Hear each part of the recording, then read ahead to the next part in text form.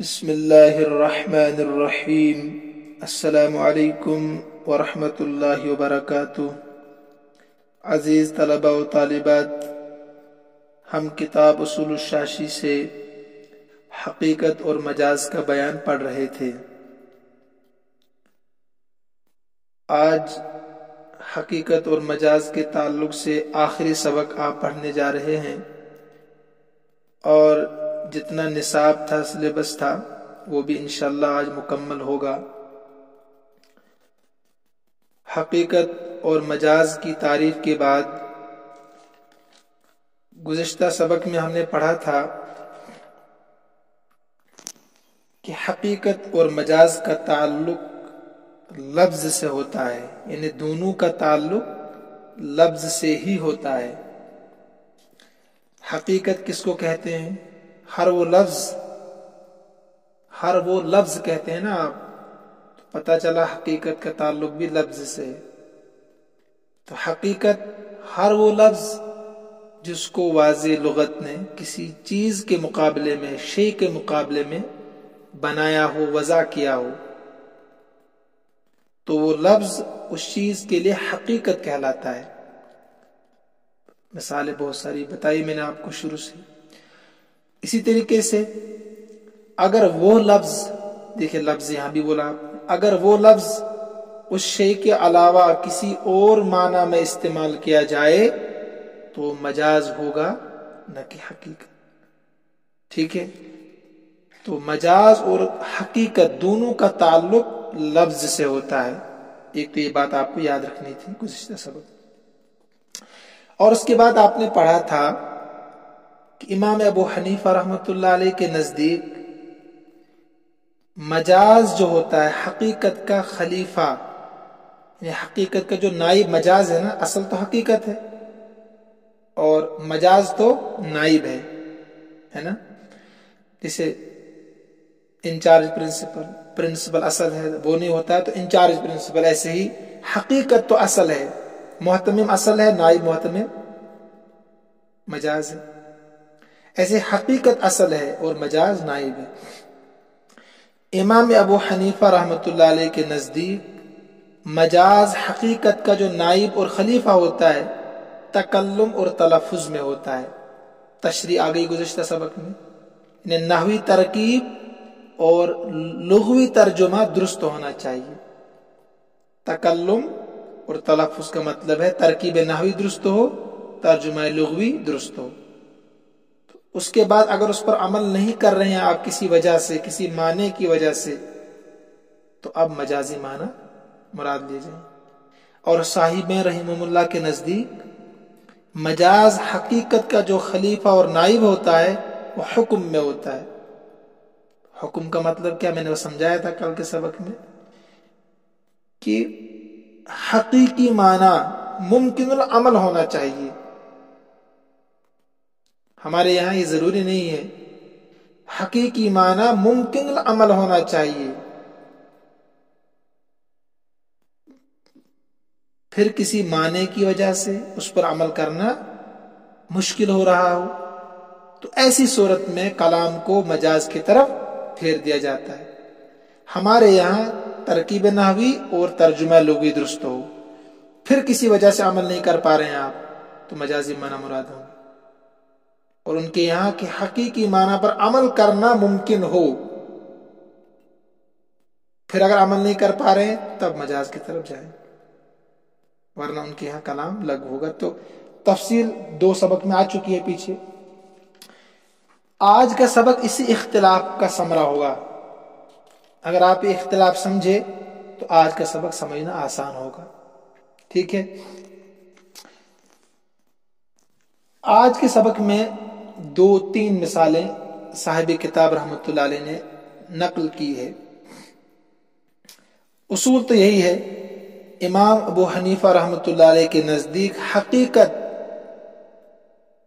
حقیقت کا جو خلیفہ اور نائب ہے مجاز، وہ محض تکلم میں اور تلفظ میں ہوتا ہے، یعنی ترکیب نحوی درست ہو، ترجمہ لغوی درست ہو، پھر آپ عمل نہیں کر پا رہے ہیں کسی وجہ سے، تو اب مجازی معنی مراد لیں گے۔ اور امام محمد رحمۃ اللہ علیہ، امام ابو یوسف رحمۃ اللہ علیہ کے نزدیک حکم میں انہیں حقیقی معنی پر عمل کرنا ممکن ہونا چاہیے۔ اگر ممکن ہے، اب کسی وجہ سے عمل نہیں کر پا رہے ہیں تو اب مجازی معنی مراد لیں گے، لیکن اگر وہ ممکن العمل ہی نہیں ہے تو کلام بیکار ہوگا، کلام بیکار ہوگا۔ اب سمجھاتا ہوں میں، دیکھیے مثلا ایک آدمی کہتا ہے، جو کتاب میں مثالیں دیکھیے آپ کتاب کی طرف، لہو علی الف او علی حاضل جدار، لہو علی الف او علی حاضل جدار، کہ فلاں کے مجھ پر یا اس دیوار پر 1000 روپے ہیں، ٹھیک ہے؟ تو صاحبین رحمہم اللہ کے نزدیک یہ کلام بیکار ہے، لغو ہے۔ کیوں؟ اس لیے کہ حقیقی معنی پر عمل کرنا ناممکن ہے۔ ناممکن کیسے ہے؟ حقیقی معنی پر عمل کرنا ناممکن ہے۔ ناممکن کیسے ہے؟ ناممکن ایسے ہے کہ جو کہنے والا ہے یہ غیر معین طریقے سے دونوں چیزوں میں سے ایک چیز پر، یعنی دو فردوں میں سے ایک فرد پر 1000 روپے لازم کر رہا ہے نا؟ کہہ رہا مجھ پر یا دیوار پر 1000 روپے ہے، اور دونوں فرد غیر متعین ہیں، ایک تو اپنے آپ اور ایک دیوار، دونوں غیر متعین ہے۔ کہہ رہا مجھ پر یا دیوار پر ہے۔ اور دوسری بات، دیوار پر جو 1000 روپے عائد کر رہا ہے، تو دیوار پر 1000 روپے کا عائد کرنا، الزام دینا، یہ تو بیکار سی بات ہے نا؟ کہ دیوار پر 1000 روپے قرض کیسے ہو سکتے ہیں؟ تو اس کا محل ہی نہیں ہے، یعنی 1000 روپے قرضہ ہونا دیوار پر، یہ بالکل غلط ہے۔ اس کا محل نہیں ہے قرضے کا محل، قرضہ تو لیتا ہے انسان ذی روح۔ تو لہذا جب حقیقی معنی پر عمل کرنا ممکن ہی نہیں ہے، نہیں نا ممکن ہے، غیر متعین طریقے سے کہہ رہا ہے کہ مجھ پر یا دیوار پر 1000 روپے کیا ہے؟ لازم ہے، تو صاحباً فرماتے ہیں کہ حقیقی معنی پر عمل کرنا یہاں ممکن ہی نہیں ہے، کیونکہ غیر متعین طریقے سے دونوں میں سے ایک پر 1000 روپے لازم کر رہا ہے، اور ظاہر سی بات ہے کہ دیوار پر 1000 روپے لازم ہو ہی نہیں سکتا ہے، تو لہذا یہ ممکن العمل نہیں ہے۔ تو صاحبین کے نزدیک جب ممکن العمل نہیں ہے تو مجازی معنی مراد لے ہی نہیں سکتے ہیں۔ پہلے ممکن العمل ہونا چاہیے تھا نا، اس کے بعد اگر عمل نہیں کر پا رہے تب مجازی معنی مراد ہوتا، لیکن جب ممکن العمل ہی نہیں ہے، غیر متعین طریقے سے ایک فرد پر 1000 روپے عائد کر رہا ہے، تو لہٰذا ان کے یہاں کلام بیکار ہوگا، لغو ہوگا۔ سمجھ رہے ہیں آپ؟ اصول جب ذہن میں رہے گا تو سمجھیں گے، اصول کو بار بار سنیے آپ۔ لیکن امام ابو حنیفہ رحمۃ اللہ علیہ کے نزدیک اصول کیا ہے؟ کہ ترکیب نحوی عبارت کی درست ہو، ترجمہ لغوی درست ہو، پھر اگر عمل نہیں کر پا رہے ہیں تو مجازی معنی مراد ہوں گے، ہے نا؟ اصول یہی ہے، کاپی میں لکھیے اصول، پھر ذہن میں بیٹھے گا۔ تو اب دیکھتے ہیں ترکیب نحوی درست ہے اس میں کہ نہیں، ترجمہ لغوی درست ہے کہ نہیں۔ جب ہم نے غور کیا تو اس میں ترکیب نحوی بھی درست ہے اور ترجمہ لغوی بھی درست ہے۔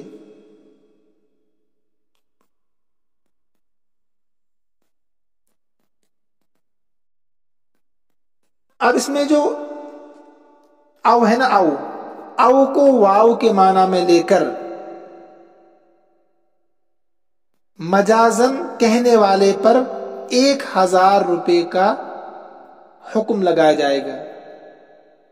کہنے والے پر خود، میں کہہ رہا ہوں لہو علیہ، کوئی کہ میں قائل ہوں، تو کہنے والے پر 1000 روپے کا حکم ہوگا کہ 1000 روپے اس پر قرض ہے، لیکن او کو واو کے معنی میں لیں گے۔ امام صاحب رحمۃ اللہ علیہ کے یہاں ترکیب نحوی درست ہے بالکل، مبتدا اور خبر ہے، لہو علیہ الف، مبتدا خبر ہے، ترکیب نحوی درست ہو گئی ہے نا، آپ خود غور کریں۔ تو لہٰذا ترکیب نحوی جب درست ہے تو مجازی معنی و حقیقی معنی تو اب مراد نہیں لے سکتے ہیں، کیوں؟ کیونکہ دیوار پر تو 1000 روپے لازم نہیں ہو سکتے ہیں، تو لہٰذا مجازی معنی مراد لیں گے۔ مجازی معنی مراد کیسے لیں گے کہ یہ او ہے نا، او مجھ پر یا دیوار پر، اس او کو واو کے معنی میں لے کر مجازن کہنے والے پر 1000 روپے کا حکم لگے گا، دیوار کو چھوڑ دیں گے۔ کیوں دیوار کو کیوں چھوڑیں گے، سوال ہو سکتا ہے نا، اس لیے کہ ہم نے او کو واو کے معنی میں لے لیا ہے۔ واو اور او دونوں حرف عطف ہے، آپ کو پتہ ہے، اس لیے ایک کو مجازن دوسرے کے معنی میں لیا جا سکتا ہے۔ جب دونوں حروف عاطفہ ہے تو ایک کو دوسرے کے لیے استعمال کیا جا سکتا ہے۔ تفصیل پیچھے گزری تھی ایک سبق میں، آپ کو یاد ہوگا، لہذا تفصیل میں جانے کی ضرورت نہیں ہے۔ تو گویا کہ کہنے والے کہ میرا، میں یہاں کہہ رہا ہوں نا جملہ لہو علیہ الف درہم، تو گویا کہ کہنے والے کا مقصد اور مراد یہ ہے کہ دونوں میں سے، دونوں افراد میں سے جس پر بھی 1000 روپے لازم ہو سکتے ہوں تو اسی پر ہوں گے۔ یعنی میرا کہنے کا مطلب یہ ہے کہ اب سامع سننے والا خود غور کرے گا، قاضی خود غور کرے گا اس جملے پر، جب میں نے بولا لہو علیہ الف دینار او علی حاضل جدار، لہو علیہ الف او علی حاضل جدار، تو گویا کہ اس میں، اس جملے میں قاضی غور کرے گا کہ کس پر 1000 روپے جرمانہ ہو سکتا ہے، 1000 روپے قرضہ ہو سکتا ہے۔ تو ظاہر سی بات ہے کہ دیوار تو محل ہے نہیں، دیوار پر تو ہو نہیں سکتے ہیں، قاضی مجھ پر لگائے گا حکم کہ آپ کے اوپر 1000 روپے فلاں انسان کے ہیں، لہذا آپ اس کو دے دو، ٹھیک ہے۔ اسی کو میں کہہ رہا تھا کہ کہنے والے کا مقصد یا مراد یہ ہے کہ دونوں میں سے جو بھی 1000 روپے کے لازم ہونے کا محل ہوگا اسی پر 1000 روپے لازم بھی ہوگا۔ سمجھ گئے آپ؟ اسی طرح ایک اور مثال صاحب کتاب نے نقل کی ہے، وہ کیا ہے؟ کتاب میں دیکھیں آپ، عبدی او حماری حر، میرا غلام یا میرا گدھا آزاد ہے، ہو بہو اسی طریقے سے مثال ہے، عبدی او حماری حر، تو صاحب میرا گدھا یا میرا غلام آزاد ہے، تو صاحبین کے نزدیک پھر وہی بات، یہ کلام لاگو ہوگا۔ کیوں لاگو ہوگا؟ کیونکہ حقیقی معنی یہاں مراد نہیں لے جا سکتے ہیں، ناممکن ہے، حقیقی معنی کے ممکن نہ ہونے کی وجہ سے یہ کلام بیکار ہوگا۔ ناممکن کیوں ہے؟ کیوں؟ اس لیے کہ گدھا تو آزاد نہیں ہو سکتا نا، آزاد کون ہوتا ہے؟ انسان، تو لہذا عبدی او حری تو دو فرد ہے، دونوں غیر متعین ہے، گدھا اور غلام، تو جب غیر متعین ہے تو غیر متعین کی صورت میں کلام لاگو ہوگا۔ تو صاحبین فرماتے ہیں کہ غیر متعین ہونے کی صورت میں کلام پر عمل کرنا ناممکن ہے، تو لہذا جب ناممکن ہے تو کلام ہی بیکار ہوگا، مجازی معنی مراد نہیں لے سکتے ہیں۔ لیکن اب ہم آئیں گے امام ابو حنیفہ رحمۃ اللہ علیہ کے نزدیک، ان کے یہاں ہم دیکھیں گے کہ عبارت میں ترکیب نحوی درست ہے کہ نہیں، ہے نا، ہمیں صرف ترکیب نحوی دیکھنی ہے اور پھر ترجمہ لغوی درست ہے کہ نہیں۔ سب سے پہلے ترکیب نحوی دیکھتے ہیں، عبدی او حماری ہو گیا، معطوف علیہ سے مل کر مبتدا حر خبر ہوگی، تو پتہ چلا ترکیب نحوی مبتدا اور خبر کے اعتبار سے ٹھیک ہے۔ اب ترجمہ دیکھتے ہیں، میرا غلام یا میرا گدھا آزاد ہے، ترجمہ لغوی بھی درست ہے نا، ترجمہ لغوی بھی درست ہے، ترکیب نحوی بھی درست ہے، تو لہذا حقیقی معنی پر عمل کرنا اب ممکن ہے کہ نہیں؟ جب غور کیا تو پتہ چلا کہ حقیقی معنی پر عمل کرنا تو ممکن نہیں ہے۔ کیوں گدھا تو آزادی کا محل ہی نہیں ہے، گدھا تو آزادی ہوتا ہے نا، لہذا متکلم یعنی کہنے والے کی مراد اس میں کیا ہوگی کہ دونوں میں سے، جسے اوپر سمجھا دیا میں نے آپ کو، دونوں میں سے جو بھی آزادی کا مستحق ہے یعنی آزاد ہو سکتا ہے وہی آزاد ہے۔ تو قاضی اب غور کرے گا میرے اس جملے پر کہ کہہ رہا عبدی او حماری حر، میرا گدھا یہ میرا غلام آزاد ہے، تو آزادی کس کو مل سکتی ہے؟ ظاہر سی بات ہے انسانوں کو آزادی ملتی ہے، تو قاضی یہاں پر میرے غلام کے آزاد ہونے کا حکم لاگو کرے گا، ٹھیک ہے؟ تو لہذا متکلم کی مراد یہ ہے کہ دونوں میں سے جو بھی آزادی کا محل ہے وہ آزاد ہے۔ میں نے بتا دیا آپ کو کہ دونوں جملے ترکیب نحوی کے اعتبار سے صحیح ہے، درست ہے، اور دونوں جگہ مبتدا اور خبر کی ترکیب بھی ہے۔ اور میں نے یہ بتا دیا آپ کو او جو ہے یہاں پر مجازی معنی اس کے مراد ہوں گے، انہیں بمانا واو ہونا، بمانا واو ہونا۔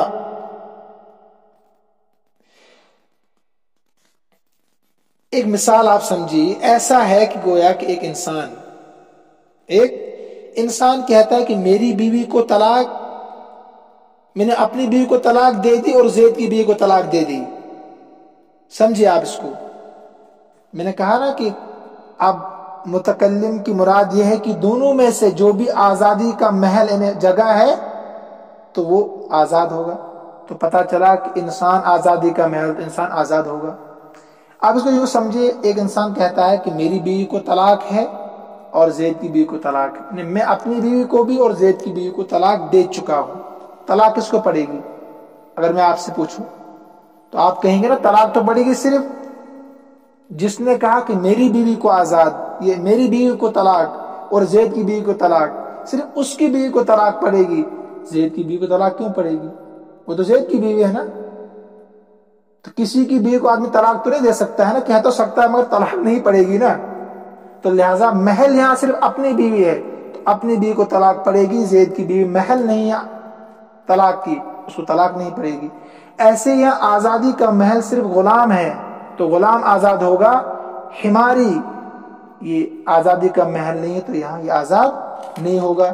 ایسے ہی پچھلا جملہ آپ سمجھیے، 1000 روپے قرض لینے کا محل ہے متکلم، جو بول رہا ہے کہ لہو علی الفن، جدار انہیں دیوار نہیں ہے۔ سمجھ رہے ہیں آپ؟ مجھے لگ رہا ہے آپ سمجھ رہے ہیں ماشاءاللہ، کیونکہ آخری سبق ہے تو سمجھ رہے ہوں گے، خوش ہوں گے آپ، سلیبس پورا ہو رہا ہے۔ اور مجازی معنی مراد دینے کے لیے یہاں ایک قرینہ ہے۔ قرینہ کیا ہے؟ جو بار بار بتا رہا ہوں آپ کو میں، کہ دیوار میں 1000 روپے اور گدھے میں آزادی کی صلاحیت موجود ہی نہیں ہے۔ دیوار پر 1000 روپے آپ لازم کر رہے ہیں، اس کے اندر صلاحیت موجود نہیں ہے، گدھے کو آزاد کر رہے ہیں، اس میں صلاحیت موجود نہیں ہوگی۔ یہ دو مثالیں تفصیل کے ساتھ۔ عبارت میں ایک جملہ ہے وَلَا يَلْزَمُ عَلَى هَذَا، دوسری لائن وَلَا يَلْزَمُ عَلَى هَذَا، ایک اعتراض ہے۔ اعتراض ہے امام شافعی رحمۃ اللہ علیہ کی طرف سے امام ابو حنیفہ رحمۃ اللہ علیہ پر۔ اعتراض کیا ہے؟ اعتراض ہے کہ آپ کہتے ہیں، آپ کا اصول ہے، اصول یہ ہے امام ابو حنیفہ کا کہ اگر ترکیب نحوی درست ہے عبارت کی، ترجمہ لغوی درست ہے، اور پھر کسی وجہ سے حقیقی معنی پر عمل نہیں ہو پا رہا ہے تو مجازی معنی کی طرف ہم جاتے ہیں، ہے نا؟ کئی مثالیں گزر چکی ہے۔ اصول یہ ہے، ٹھیک ہے، اگر آپ کے یہاں اصول ہے ہمیں کوئی اعتراض نہیں ہے، امام شافعی فرماتے ہیں، لیکن ہم دیکھتے ہیں کہ آپ اپنے اصول سے کہیں ہٹ رہے ہیں، اصول سے آپ دور ہو رہے ہیں، عمل نہیں کر رہے ہیں اپنے اصول پر بھی۔ دیکھیے اعتراض کیا ہے، اعتراض سمجھے آپ پہلے؟ امام صاحب سے کہہ رہے ہیں، امام شافعی رحمۃ اللہ علیہ، کہ آپ تو اپنے اصول پر عمل کرتے ہی نہیں ہیں۔ ایک جگہ اصول آپ نے کچھ بنایا لیکن عمل نہیں کرتے ہیں، یہ اعتراض ہے۔ اعتراض اب تفصیل سے سمجھیے۔ امام شافعی رحمۃ اللہ علیہ فرماتے ہیں کہ اگر کوئی شوہر اپنی بیوی سے یوں کہے حاذی ابنتی، اپنی بیوی سے کہہ رہا ہے کوئی شخص حاذی ابنتی، یہ میری بیٹی ہے، لیکن اس بیوی کا نسب معلوم ہے، سب کو پتا ہے کہ یہ تو راشد کی بیٹی ہے، زید کی جو بیوی ہے وہ راشد کی بیٹی ہے، سب کو پتا ہے۔ تو اگر زید اپنی بیوی سے کہتا ہے حاضی ابنتی، یہ میری بیٹی ہے، لیکن لوگوں کو پتا ہے کہ یہ راشد کی بیٹی ہے،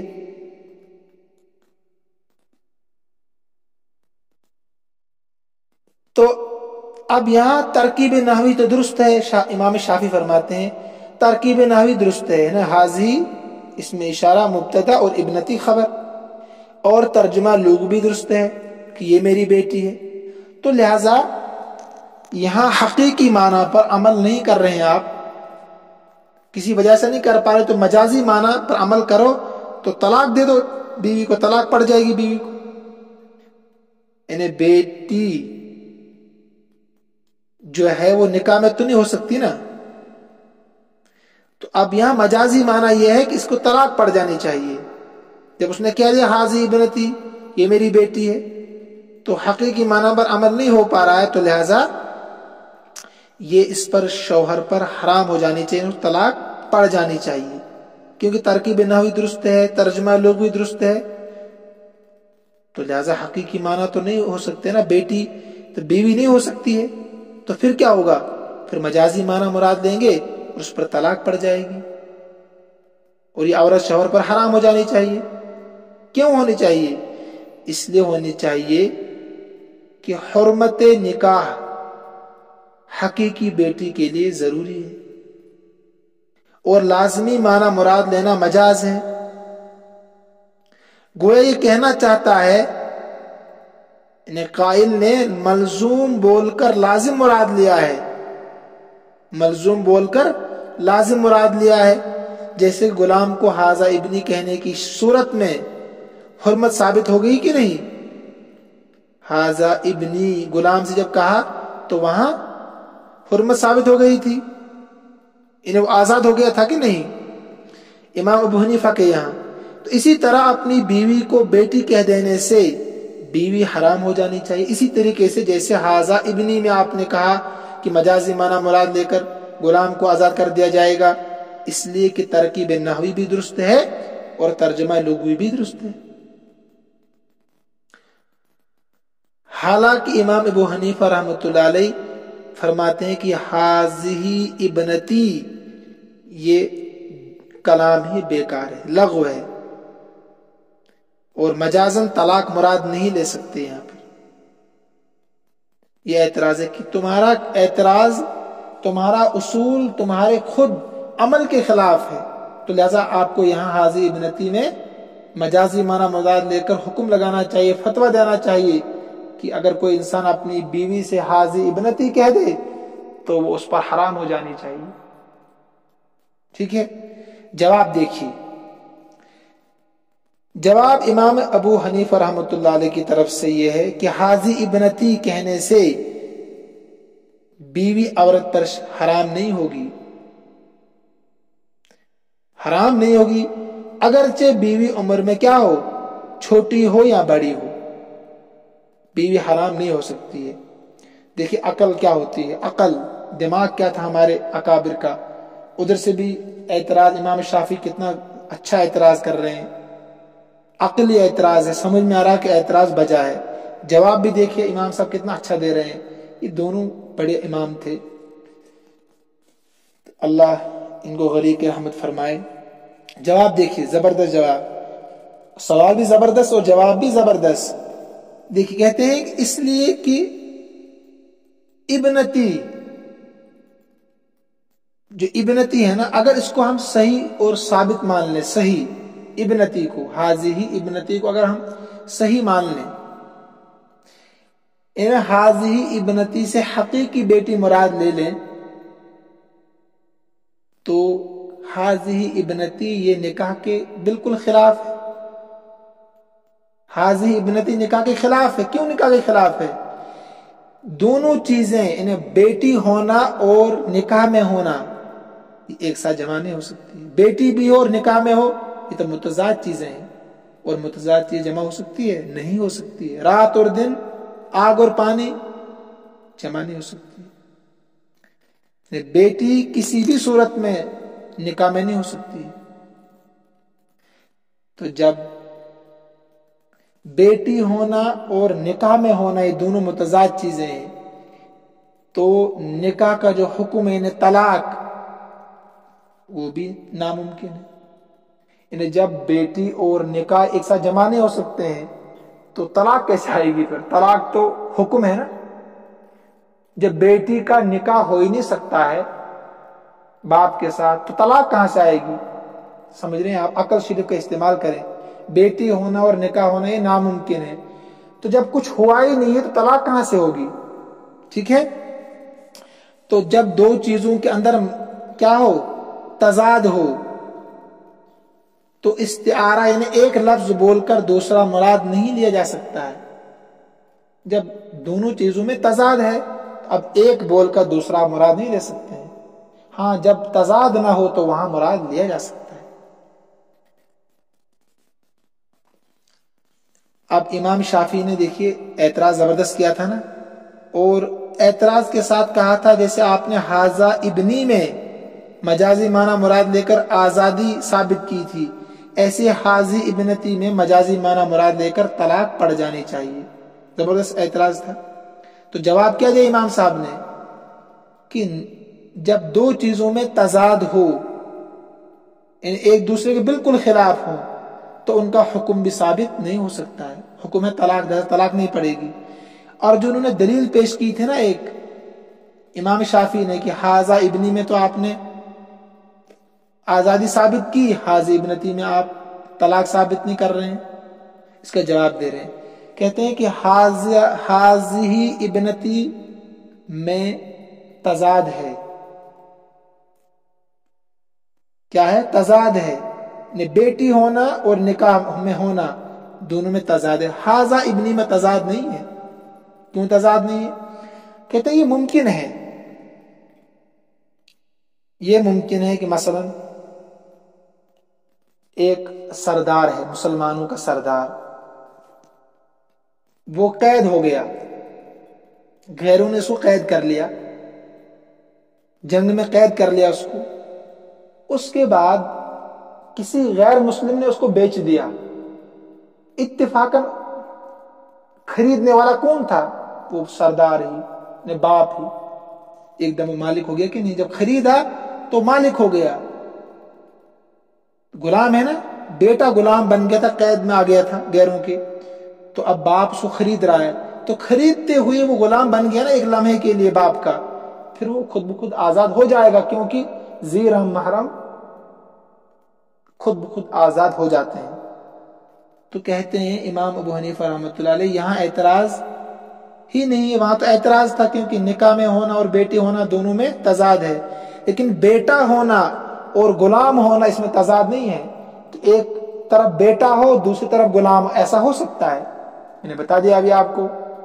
غیروں نے کسی سردار کے بیٹے کو قید کر لیا، جنگ میں ہو گیا قید، اس کے بعد اتفاقاً وہ غلام بیچ رہے ہیں بازار میں. وہاں سردار گیا، اس نے ایک غلام خریدنا چاہا. جب غلام خریدا تو جیسے ہی خریدا لین دین ہو گیا تو پھر دیکھا میرا بیٹا ہے، تو ایک لمحے کے لیے تو غلام بن گیا تھا نا باپ کا وہ. تو لہٰذا دیکھیے بیٹا بھی اور غلام بھی ہے، اس میں تضاد نہیں ہے، لیکن بیٹی ہے اور نکاح میں ہو اس میں تضاد ہے. جواب زبردست ہے کہ نہیں؟ تو لہٰذا آپ کا کہنا کہ حاذا ابنی کی طرح حاذی ابنتی میں مجازی معنی مراد ہونے چاہیے، فرمایا کہ دونوں میں کیا ہے؟ فرق ہے. حاذی ابنتی میں دونوں معنوں میں تضاد ہے، نکاح میں ہونا اور بیٹی ہونا، اور حاذی ابنی میں تضاد نہیں ہے، بیٹا بھی ہو سکتا ہے ایک ساتھ اور غلام بھی ہو سکتا ہے ایک ساتھ. ٹھیک ہے، سمجھ رہے ہیں آپ؟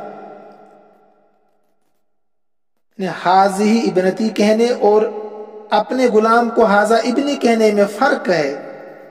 فرق ہے کہ نہیں؟ جب بیٹا ہونے اور مملوک ہونے میں تضاد نہیں ہے تو مملوک ہونے کے حکم انہیں ثبوت حریت میں بھی کوئی تضاد نہیں ہے. لہذا دونوں انہیں بنوت اور ثبوت حریت میں استعارہ بھی جائز ہوگا. انہیں ایک معنی مراد لے کر ایک لفظ بول کر دوسرا معنی مراد لینا جائز ہوگا.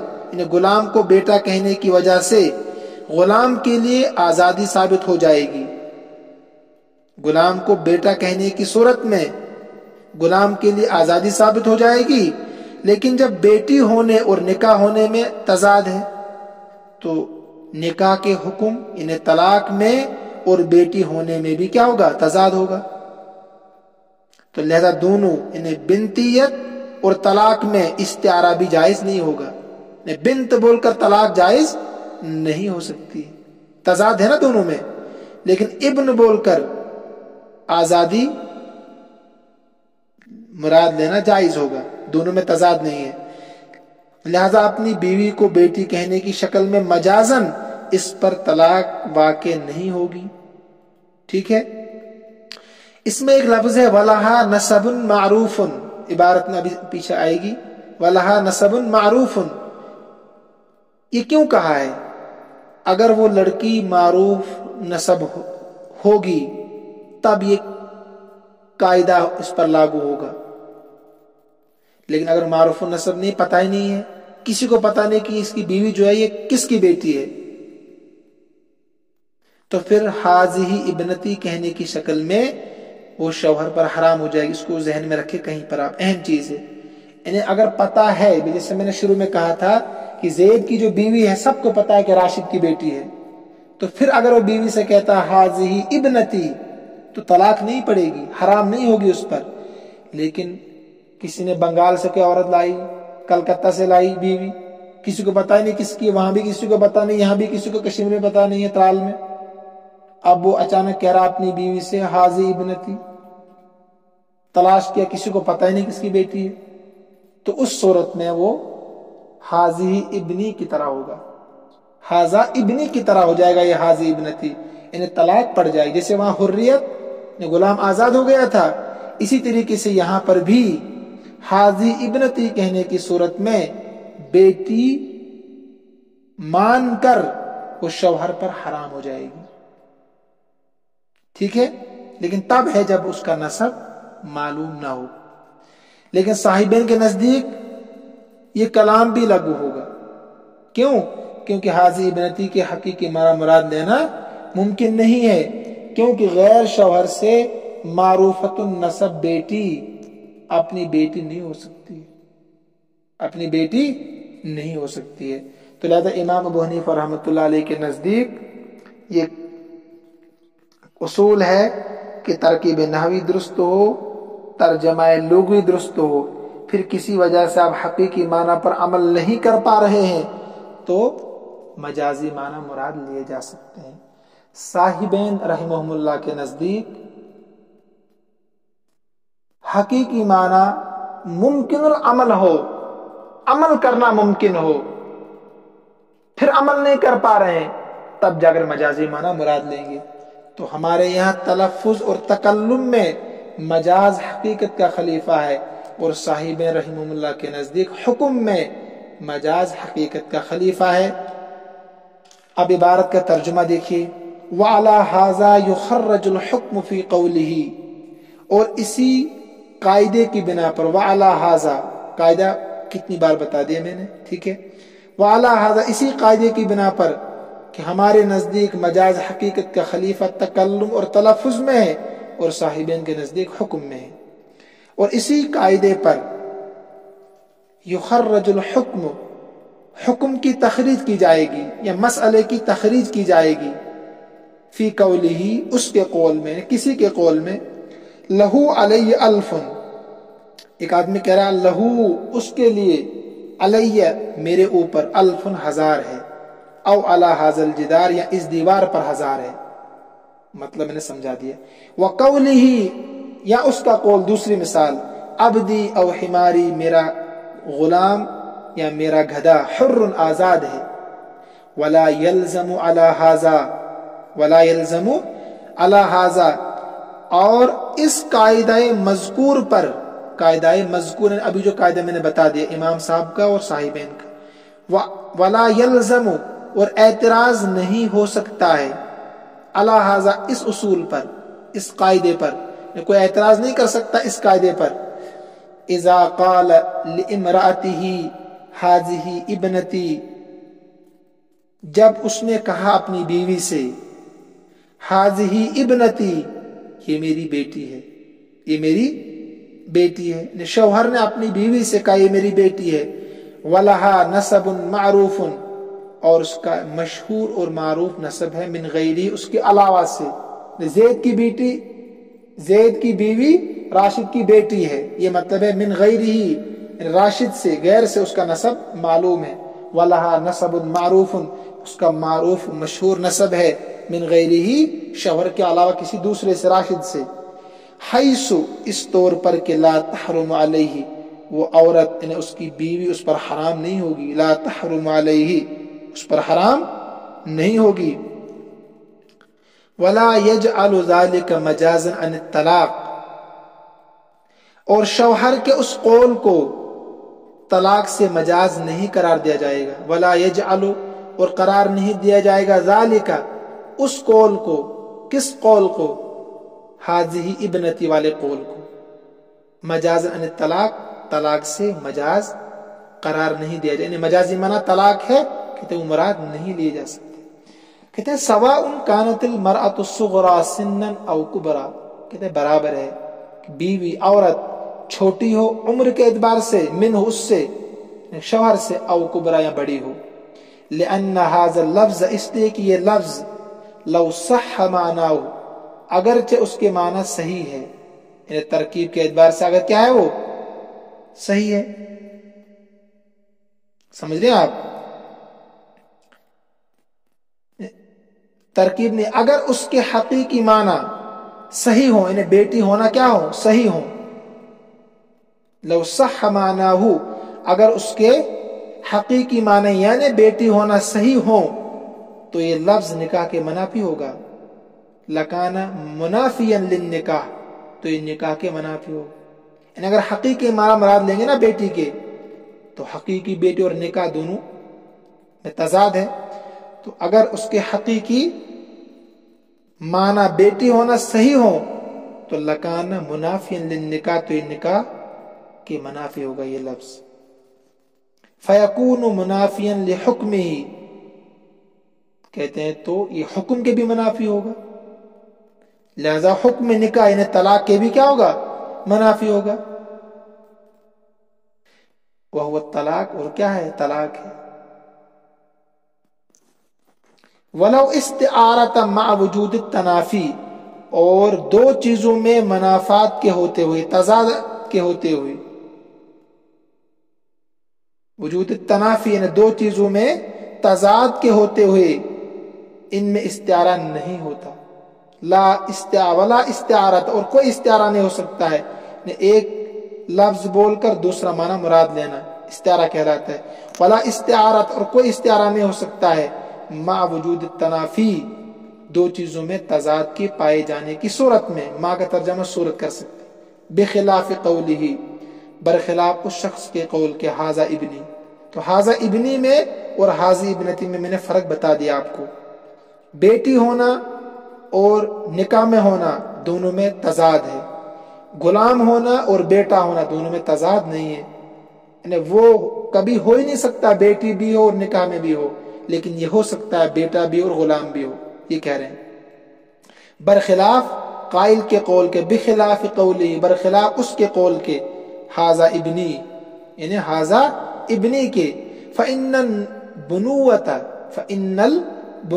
لا تنافی ثبوت الملک، کیونکہ بیٹا ہونا باپ کے لیے ثبوت ملک کے منافی نہیں ہے، بیٹا ہونا، فإن البنوۃ، بیٹا ہونا، لا تنافی، منافی نہیں ہے، ثبوت الملک، ثبوت ملک یعنی غلام کا پایا جانا، ثبوت ملک میں، للاب، باپ کے لیے، بل یثبت الملک، کہتے ہیں بلکہ ملکیت ثابت ہوگی، جیسے میں نے بتا دیا، لین دین کیا کسی انسان سے غلام کے خریدنے کا، کہا میرے پاس غلام ہے 10,000 روپے کا بیچ رہا ہوں، آقا نے کہا ٹھیک ہے 10,000 روپے لے لو، غلام دے دو، تو گویا کی تجارت ہو گئی مکمل۔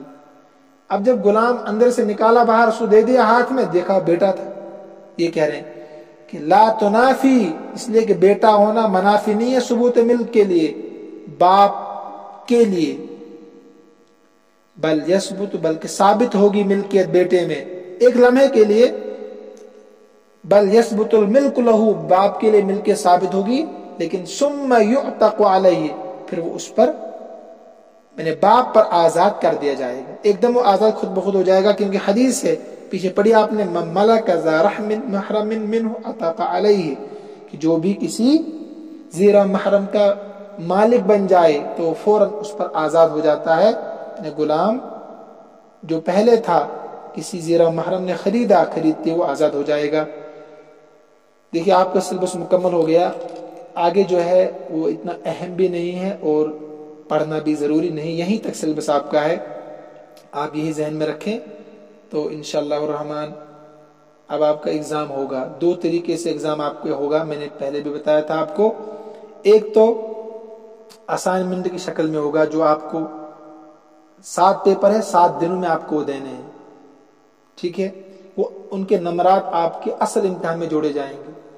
نمبر 2 آپ کا اگزام ہوگا باضابطہ جیسے اگزام ہوتا تھا آپ کا یونیورسٹی کی طرف سے کالج میں، اب وہ آن لائن ہوگا یا آپ کو یہاں آ کر دینا ہوگا، وہ اب آگے ہم آپ کو بتائیں گے۔ اور نمبر 3 آپ کا وائوا بھی ہوگا، وہ بھی یہی ہوگا یا آن لائن ہوگا، اس پر ابھی میٹنگ چل رہی ہے، جیسے بھی ہوگا آپ کو بتا دیا جائے گا، تو لہٰذا آپ محنت کریں، آخری سبق کو ضرور سنیں، حقیقت اور مجاز کو اچھے سے سنیں آپ، کیونکہ سلیبس پورا ہو گیا ہے، اب شروع سے آپ سنتے جائیں سارے سبق، انشاءاللہ الرحمن امید ہے کہ آپ اعلیٰ نمرات سے کامیاب ہوں گے، میری دعا ہے، اور آپ کی محنت اگر ہوگی تو انشاءاللہ دعا اور محنت دونوں ملیں گے تو اعلیٰ نمرات سے آپ کامیاب ہوں گے۔